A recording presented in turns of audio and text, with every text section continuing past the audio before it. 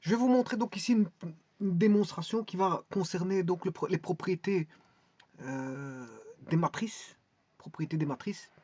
Alors je vais énoncer, je ne me rappelle plus si c'était la propriété 8 au niveau de la numérotation, je ne me rappelle plus. Bon, en tout cas, c'est une des propriétés, je pourrais le mettre en lien. C'est laquelle? Bon, la démonstration a déjà été faite, mais bon, je vais vous montrer une deuxième façon de démontrer, plus simplement. La démonstration qui relève de la propriété suivante, si on remplace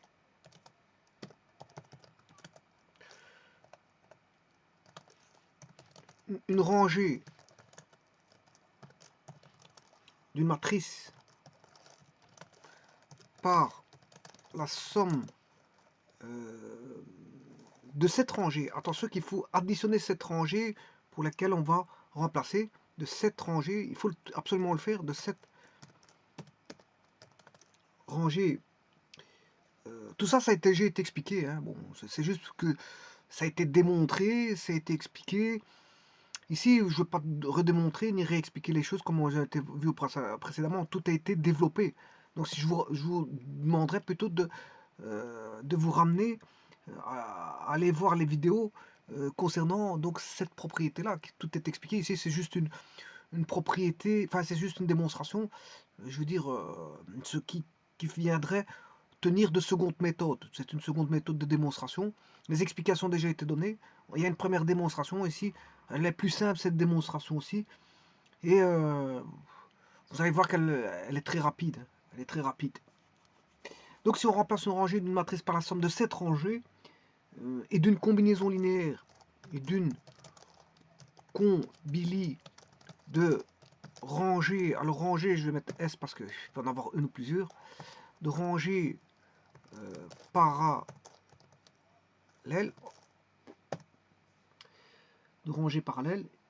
le déterminant de la matrice reste inchangé. Donc le déterminant reste constant. Le déterminant de la matrice ne change pas ou reste inchangé.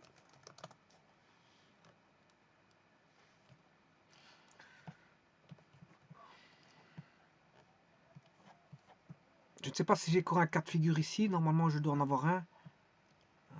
Oui, j'en ai un. Vous voyez qu'ici, j'ai une matrice qui est 2, 3, 1, voilà. 2, 3, 8, 1, 7, 9. Je calcule le déterminant de cette matrice. Avant tout, je crée la matrice. Je calcule le déterminant.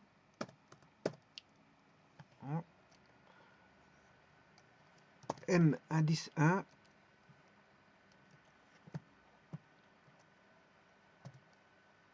Il vaut moins 63. Alors ici, je fais une combinaison linéaire. Ici, j'ai fait une combinaison linéaire de la ligne 2 devenait bon, 2 fois, normalement j'ai fait 4 plus 9, 9 plus 1, 10, 4 souris.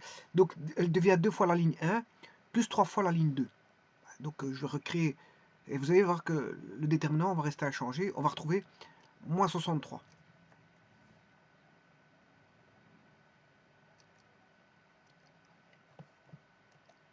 Alors, je vais dupliquer, et je vais simplement mettre M2. Moins 63. Vous voyez que le déterminant n'a pas bougé. Alors ici, j'ai fait tout simplement la ligne 1, la ligne 2 devenait la ligne 2 plus 5 fois la ligne 1. Vous allez voir que je n'ai fait qu'une seule combinaison. Hein. Bon, matrice. Je combine. C'est multiplication et d'addition. Je vais dupliquer et chercher la matrice M3. Voilà, moins 63. Donc vous voyez que si je fais une combinaison linéaire, j'additionne à la ligne dont je remplacer, ou la colonne, parce que ici je l'ai fait avec des lignes, par une combinaison linéaire des autres lignes ou des autres colonnes. Ici je l'ai fait avec des lignes, comme je vous l'ai dit. Il peut avoir qu'une seule, voilà, je ne suis pas obligé de mettre x2, la ligne 1 et x3, la ligne 2, déjà de 1, je peux mettre ce que je veux comme valeur, du moment que c'est différent de 0, il n'y a pas de problème. Et bien sûr, je peux faire qu'une seule combinaison linéaire par rapport à une seule ligne, plutôt que de toutes les lignes. Ce qui veut dire que, pour ma démonstration, je vais avoir une matrice, je dois calculer le déterminant de la matrice suivante. Donc, si je veux remplacer la ligne 1, il faut bien que je remplace une ligne. Je vais considérer que c'est la ligne 1. Donc, la ligne 1 devient la ligne 1 plus une combilie. Une combilie des autres lignes. Bien sûr, les i ici sont différents de 1 parce que je remplace la 1. C'est une combilie des autres lignes. C'est-à-dire que ici, j'aurai plus lambda 2 L2 plus lambda 3 L3 plus lambda 4 L4 plus lambda 4 L4 plus 3 petits points plus lambda n Ln. Bon, et ici, les lambda sont non tous nuls. On a bien une combinaison linéaire.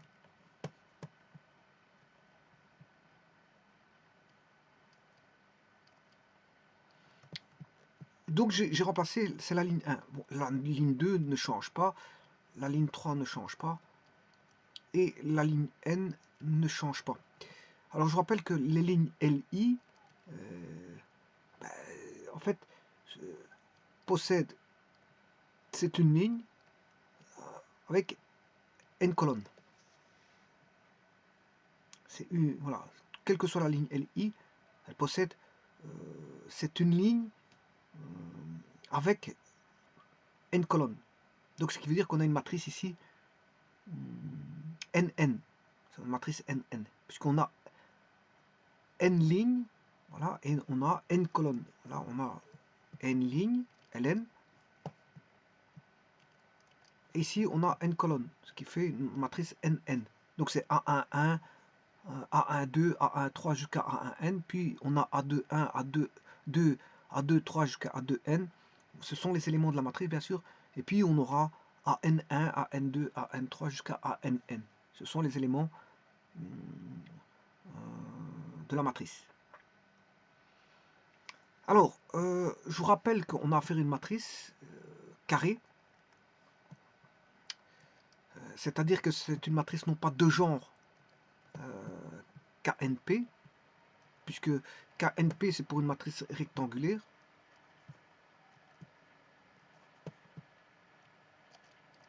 On n'a pas une matrice rectangulaire pour calculer les déterminants, mais on a une matrice carrée. Donc on a une matrice Kn fois n. Ça c'est une matrice carrée, ça c'est une matrice rectangle. Là le genre, on parle de genre, n fois p, là on parle d'ordre n. Elle est d'ordre n. Kn fois n, c'est d'ordre n. Alors je vous rappelle que les matrices K n fois n, bon, il contient la dimension de Kn fois n. Ben, il contient n fois n éléments. Il contient n fois n. La dimension de Kn fois n, c'est n fois n. Kn fois n, bien sûr, c'est un espace vectoriel.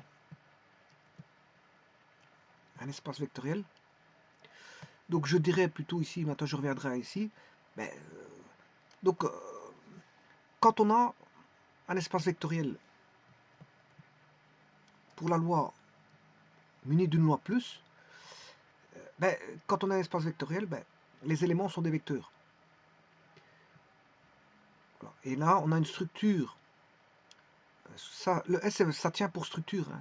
C'est pas un sous-espace vectoriel, c'est une structure d'espace vectoriel. C'est une structure d'espace vectoriel. J'ai pas dit sous-espace vectoriel. Sous-espace vectoriel, c'est un sous-ensemble d'un espace vectoriel. Ici, ça n'a rien à voir. Bon, je suis pas en sous-ensemble, je suis en espace vectoriel. Voilà. Donc, K est une structure d'espace vectoriel, pour autant qu'on a, bien sûr, les 4 critères qui sont réunis. Hein. Les 4 critères, je voulais vous les montrer, sur un champ K plus fois. Bon, K, à ce moment-là, si E est un espace vectoriel, K sont appelés les scalaires. Alors, ici, je vais vous montrer les 4... tout ça, j'ai expliqué. Hein, bon, c'est juste un parcours. Je fais que parcourir. Hein, parce que tout ça, ça a été expliqué. Voilà. Si On a les 4 critères suivants. Bon, là, on en a déjà 2. Lambda étant un scalaire, bien sûr, c'est l'opérateur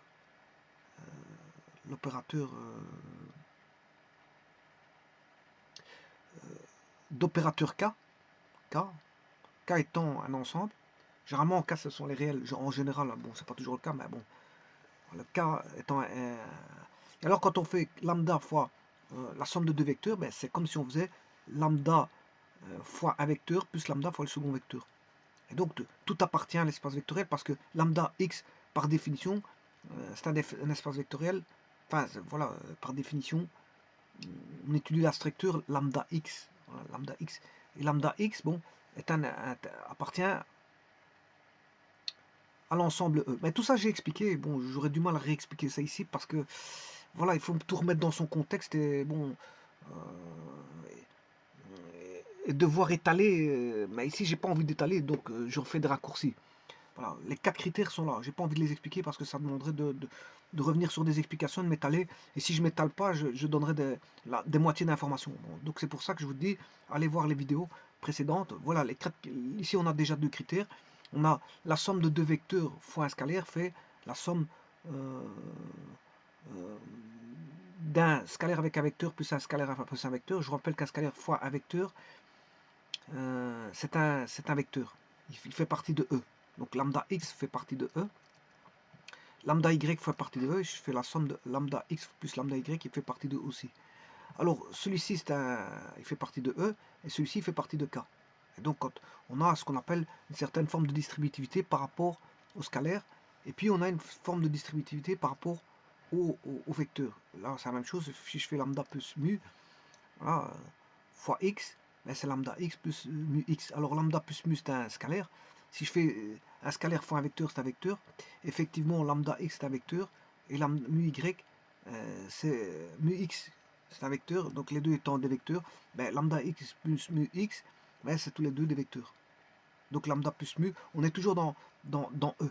Lambda plus mu fois x, on est dans E. On est toujours dans E. K fois, si je fais K fois E, ici on est dans, ça appartient à E. On est toujours dans E.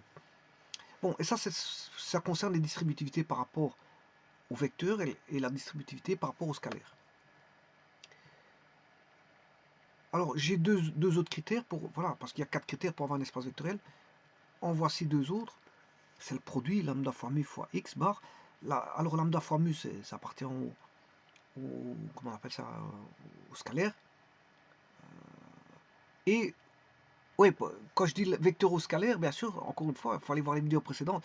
Ça veut dire que les 4 critères sont vérifiés parce qu'on appelle que scalaire et vecteur les scalaires appartenant à K et les vecteurs appartenant à E que si bien sûr les 4 critères sont vérifiés. Ici, moi je vous dis que les 4 critères sont vérifiés, donc c'est pour ça que je les appelle d'emblée le x bar un vecteur et lambda mu des scalaires, parce que je sais bien que les 4 points sont vérifiés par définition.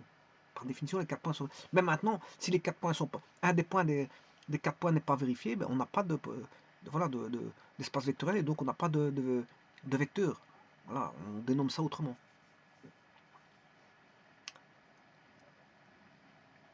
Mais ici, donc, si je fais lambda fois mu fois x bar, ben, ça fait lambda fois mu x bar. Bon, mu x bar, ça appartient à E.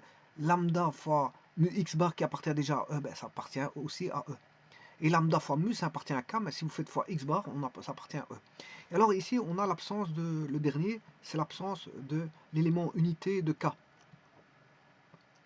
Ça c'est, enfin, c'est l'élément unité, mais c'est l'élément, si vous voulez, c'est le neutre de K, bien sûr en multiplication. Et quand on fait agir le neutre de K avec un vecteur, ben, ça reste inchangé, il n'y a rien qui change, ça fait x bar. Et quand les 4 critères sont vérifiés, à ce moment-là, on a un espace vectoriel. Et c'est le cas pour... Pourquoi je parle de ça? Parce que c'est le cas pour les matrices Kn fois P. Kn fois P sont un espace vectoriel sur le champ K plus fois.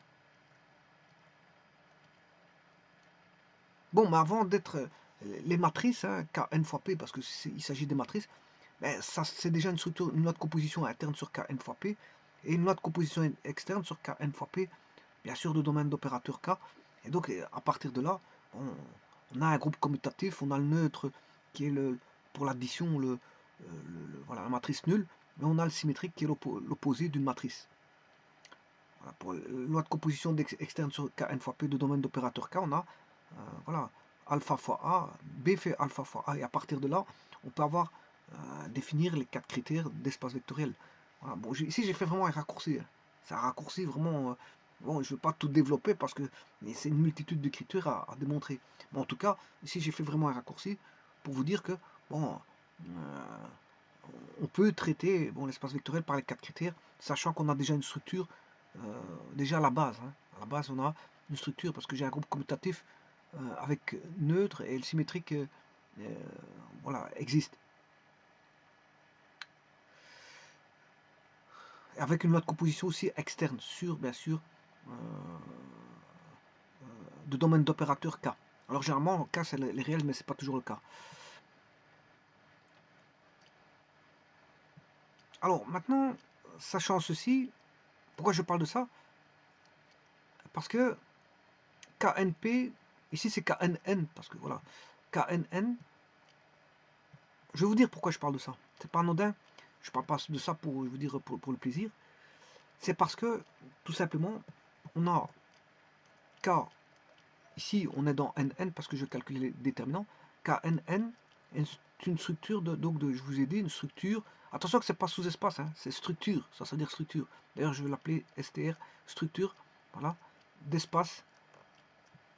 C'est une structure d'espace vectoriel, bien sûr, je vous l'ai dit, sur le champ K plus fois, et bien sûr, la structure d'espace vectoriel, c'est de KNN, virgule, plus. Donc c'est un KNN plus est une structure de sous-espace, enfin d'espace vectoriel, je m'excuse, sur le champ K plus fois. Alors si on peut définir une famille de l'espace vectoriel, voilà, je peux définir des éléments. Si je définis des éléments d'un espace vectoriel, ben, j'aurai les vecteurs qui sont V1, V2, V3 jusque Vn. Ce sont des vecteurs parce qu'ils font partie, c'est une famille de E sur le champ K. Donc c'est une famille de vecteurs de l'espace vectoriel E sur le champ K. Et alors on définit, pourquoi j'écris ça, c'est pour définir la combinaison linéaire. La combinaison linéaire V est égale à, si vous voulez, lambda 1 V1 plus lambda 2 V2 plus 3 petits points plus lambda n Vn. Et là, bien sûr, les lambda i sont non tous nuls. Ce sont des scalaires, ce sont ce qu'on appelle les coefficients de la combinaison linéaire. Bien sûr, la combli, elle est là. Voilà, elle a engendré V par combinaison linéaire. Qui a engendré V? Ben, c'est les vecteurs de la famille. Les vecteurs de la famille ont engendré V. Ils ont engendré un vecteur V par combinaison linéaire, par l'entremise de plus et de fois. Donc V est combli de V1, V2 jusqu'à Vn, mais les lambda i, bon, ils sont non tous nuls. Hein. Alors justement, c'est sur ce terme-là que je voulais en venir, non tous nuls. Ça veut dire que ils peuvent être tous là, mais ils peuvent être pas tous là. Alors il doit en avoir au moins un qui est présent pour avoir une combli. Par exemple, lambda V1 doit être présent, ou lambda V2, ou lambda V3, mais au moins il faut qu'il y en ait un. Et c'est ça que j'ai fait ici. Bon, j'ai fait une combinaison, là, vous voyez que j'ai fait une combinaison uniquement par rapport à 5 fois la ligne 1. Donc je n'ai fait qu'une seule combinaison. Donc ce qui veut dire que dans l'écriture que voici, ben, les lambda i ici sont non tous nuls. Hein. Quand je fais lambda 1 plus une combinaison linéaire des lignes suivantes ou précédentes ou peu importe, ben, toutes les lignes ne sont forcément pas présentes. Les lambda i sont présents, je dirais, les lambda i sont présents que s'ils doivent l'être, mais si ils ne sont pas tous présents, il faut qu'il y en ait au moins un de présent. Lambda 2, L2 doit être présent, ou lambda 3, L3, ou au moins un. Au moins un. Maintenant, s'il y en a deux, ben, on s'en fout. S'il y en a trois, on s'en fout. S'il y en a quatre, on s'en fout. Mais en tout cas, la combinaison linéaire va exister à partir de un coefficient par rapport, bien sûr, à L2. Alors, ici, vous aurez compris que les vecteurs, c'est quoi? Mais les vecteurs, c'est les lignes. Les lignes sont considérées comme des vecteurs. Hein. L2 est un vecteur, L3 est un vecteur, L4 est un vecteur. Et alors ici, j'additionne L1 plus un vecteur qui est une combinaison linéaire de toutes les autres lignes. Alors, ceci étant dit, ce qui veut dire que, dans un sens, quand j'écris l'écriture là, n'allez pas croire que tous les lambdas sont présents. C'est ça que je veux dire. C'est que vous pouvez faire une combinaison linéaire de ce que vous voulez. De la ligne 2, bien sûr, si vous remplacez la ligne 3, ben vous ferez ligne 3 plus une combinaison linéaire de soit la ligne 2 ou avec la ligne 4 ou avec la ligne 5, avec la ligne Ln, avec la ligne 1, mais c'est pas obligatoire. Du moment que j'en ai un, du moment que L3 plus lambda 2 L2, c'est bon. C'est une combinaison linéaire. Mais moi, je ne suis pas obligé de faire une combinaison. Bon, là, vous engendrez une valeur. Vous allez engendrer une valeur pour la ligne L1 parce que je remplace la ligne L1, mais si je devais remplacer la ligne L3, ben vous allez engendrer une valeur par combinaison linéaire, une nouvelle valeur L3 par combinaison linéaire. Alors, si on remplace une rangée d'une matrice par la somme de cette rangée d'une combinaison linéaire de rangées parallèles, le déterminant de la matrice reste inchangé. Effectivement, pourquoi? Parce que c'est les propriétés des matrices, des propriétés précédentes des matrices. On aura une décomposition matricielle parce qu'on peut décomposer une matrice en une somme de matrices. Donc j'écrirai, ça je l'ai vu, hein, s'il y a une matrice qui est composée de, il y a une ligne ou une rangée. Donc quand je parle de ligne, c'est une rangée ou une colonne, peu importe. S'il y a une rangée, voilà, qui est une somme, et c'est le cas ici. On a L1 qui est une combinaison linéaire. Une combinaison linéaire, c'est une somme. J'aurai L1 plus, alors, lambda L2, lambda 2 L2, plus lambda 3 L3, etc. Plus 3 petits points. C'est une propriété des matrices, c'est ça. Bon, je ne sais plus c'est laquelle le problème, je ne me rappelle plus des numérotations que j'ai mis. Mais en tout cas, c'est quand vous faites une somme, quand on a un déterminant qui est composé par une somme, ben on peut le décomposer en une somme de deux matrices et donc calculer les déterminants de chacun de chacun, déterminés par la décomposition, parce qu'on le décompose. Et ça a été vu, c'est une... Bon, je sais plus c'est laquelle, je vous dis... je me rappelle plus c'est laquelle. Mais en tout cas, si les éléments d'une rangée, ligne ou colonne d'une matrice sont des sommes de deux termes, eh bien on peut le décomposer en deux matrices et on peut calculer le déterminant des deux matrices. Alors, quand j'avais vu la propriété, bien sûr, on peut décomposer en une somme de ce qu'on veut. Donc, on peut avoir plusieurs matrices. Hein.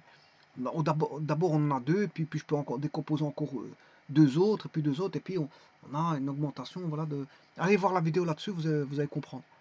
Vous allez comprendre, bon, on n'a pas forcément que deux matrices. On peut avoir toute une panoplie de matrices. Et d'ailleurs, c'est ce qui se passe ici, puisque j'ai toute une panoplie de matrices. Bon, et après, je vais utiliser une seconde propriété, c'est que là, on a un coefficient qui multiplie toute une complète. Et donc, il y a quand on a un coefficient qui multiplie une ligne complète, on peut le simplifier. Ça fait aussi partie d'une propriété. Donc ici, j'aurai L2, L3 jusque Ln. L2, L3... Ça c'est L1, je m'excuse. L2, L3, 3 petits points jusque Ln, L2, L3, 3 petits points jusque Ln. Alors là, c'est L lambda n ln. J'aurai L2, L3, jusque Ln. Bon, alors maintenant, je vais appliquer la... Là, on a lambda 2 qui multiplie toute la ligne. Donc, je peux sortir le lambda 2. C'est une propriété des matrices. Là, je vais sortir le lambda 3, puisque toute la ligne est multipliée par toute la ligne L3. Toutes les colonnes constituant la ligne L3 est multipliée par lambda 3. Toute la ligne L2 constituant la ligne L2, toutes les colonnes constituant la ligne L2 multipliées par lambda 2, donc je peux sortir lambda 2, et là je peux sortir, vous aurez compris, le lambda n. Alors là vous vous rendez compte qu'on a deux lignes identiques, mais quand on a deux lignes identiques, c'est une troisième propriété, le déterminant de la matrice s'annule, et lambda 2 fois 0, ça fait 0. Là, on aura, celui-ci va s'annuler, lambda 3 fois 0, ça fait 0, et celui-ci, pourquoi il s'annule? Parce qu'on a lambda 3 et lambda 3, on a deux lignes identiques. Et là, on a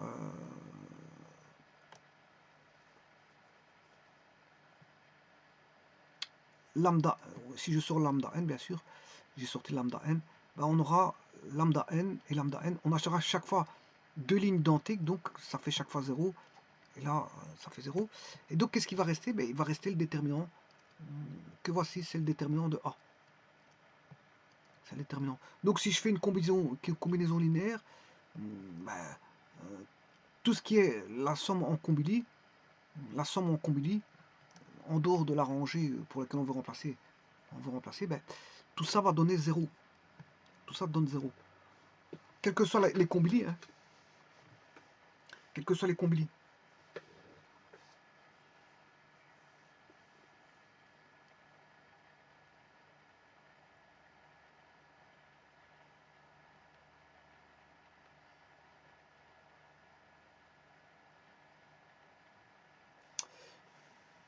Voilà, je vous remercie.